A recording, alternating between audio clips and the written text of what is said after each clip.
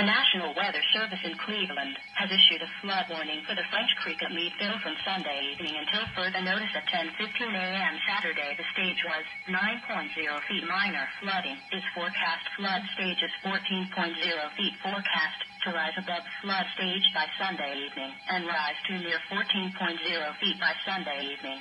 Additional rises are possible thereafter. At 14.0 feet, flooding begins along Casuago Creek near Race Street.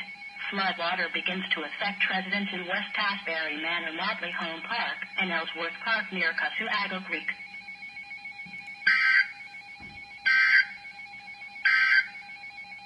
At 11 a.m.